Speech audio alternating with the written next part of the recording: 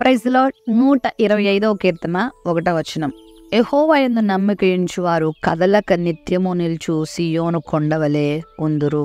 యెహోవా యందు నమ్మిక ఉంచిన వారిని బైబిల్ గ్రంథం ఒక కొండతో పోల్చింది. కొండ ఎప్పటికీ కదలదు కదా, ఉన్న స్థానంలో ఉంటుంది. అది దృఢంగా బలంగా నిలిచి అనేక మందికి ఆశ్రయం ఇస్తుంది. దేవుని యందు నమ్మిక ఉంచితే కూడా మన జీవితాలు అలాగే ఉంటాయని పరిశుద్ధాత్మ దేవుడు ఎంత అద్భుతంగా మనకి ఇక్కడ తెలియజేస్తున్నారో గమనించండి. చాలాసార్లు ఈ లోకంలో మనం ఎదుర్కొనేటువంటి పరిస్థితులను బట్టి దేవుని మీద కాకుండా నమ్మకాన్ని, లోకం మీదకి మన నమ్మకాన్ని మరలుస్తూ ఉంటాం. మనుషులు నమ్ముకుంటూ ఉంటాం, మనకున్న బలాన్ని నమ్ముకుంటూ ఉంటాం, మనకున్న వాటి మీద ఆధారపడుతూ ఉంటాం.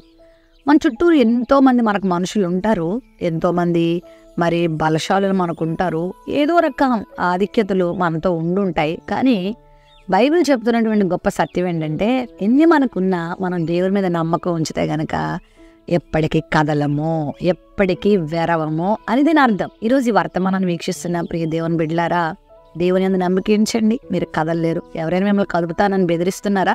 ఎవరైనా మీకు కీడు చేయడానికి ప్రయత్నాలు చేస్తున్నారా? మీకు అర్థమైపోతుందా? సొంత కుటుంబ సభ్యులే మాకు కీడు చేస్తున్నారమ్మా, మమ్మల్ని బాధ పెడుతున్నారమ్మా, ఇదిగో మాకు చేయాల్సిన మేలు చేయట్లేదమ్మా అని బాధపడుతున్నారా? మొన్న ఒక సహోదరు అంటుంది, నా సొంత కుటుంబ సభ్యులే మరి నాకు రావాల్సినటువంటి భాగాన్ని దొంగిలించారమ్మా, వాళ్ళే ఉంచేసుకున్నారమ్మా. ఆల్రెడీ ఈమె ఒక ఫిజికల్లీ హ్యాండిక్యాప్డ్, ఈమె పాపం చాలా లేవలేని పరిస్థితిలో ఉన్న వ్యక్తి. అలాంటి వ్యక్తిని కూడా మోసం చేసి సొంత తమ్ముళ్ళు, సొంత అన్నలు, ఆ కుటుంబ సభ్యులు ఆమెని అన్యాయం చేసి వదిలిపెట్టేశారట. చాలా బాధపడతా ఉంది. అప్పుడు నేను ఒకటే చెప్పాను, నువ్వు ఏ అస్త్రాల జోలికి వెళ్ళక్కర్లేదు, ఎవరిని ఆశ్రయించక్కర్లేదు. దేవుని ఆశ్రయించి చూడు, ప్రార్థించు.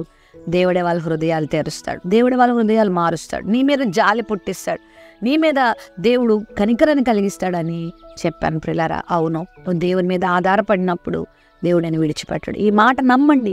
ఆయన నమ్మిక ఉంచినప్పుడు నేను ఎవ్వరు ఏం చేయలేరు, నిన్నెవ్వరూ కదిలించలేరు. మా తల్లిదండ్రులు దేవుని సేవలోకి వచ్చినప్పుడు ఎంతోమంది దేవుని సేవ మీరు చేయలేరు, దేవుని సేవకు మీరు పనికిరారు, మీరు ఈ ఊర్లో ఉండలేరు, ఈ రాజమండ్రిలో మీరు ఉండలేరు, మీరు బ్రతకలేరు, మీ పిల్లల్ని పెంచలేరు, మీరు ఎందుకు పనికిరారు అని ఎంతమంది అన్నారు.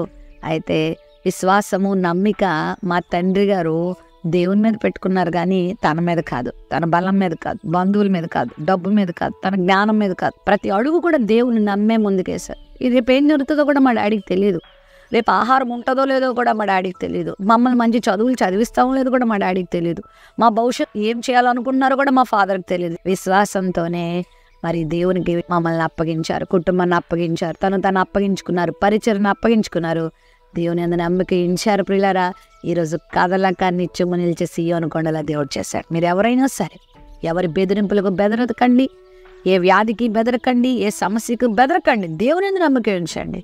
దేవుడు గొప్ప కార్యాలు చేస్తాడని నమ్మి ఆయన దగ్గరకు రండి, ఆయన మాటలు లోబడండి, గొప్ప మేలులు మీరు పొందుకుంటారు. ప్రేమ నమ్మకం కలిగిన మా తండ్రి, నీ బిడ్డలు నిన్నే నమ్ముకొని, నిన్నే ఆశ్రయించి, నీకే లోబడి, నీ దగ్గర దీనులై అయ్యా నిన్ను నాయన తమకు ఆధారంగా చేసుకొని నిన్ను ప్రార్థించి గొప్ప కార్యాలు పొందేలా సహాయం చేయమని, నిన్ను నమ్మేవారు సియోను కొండవలే ఉంటారని సెలవిచ్చావు గనుక ఆ గొప్ప కృపను బిడ్డలకు ఇమ్మని యేసు నామమున అడుగుచున్నాం తండ్రి. ఆమేన్.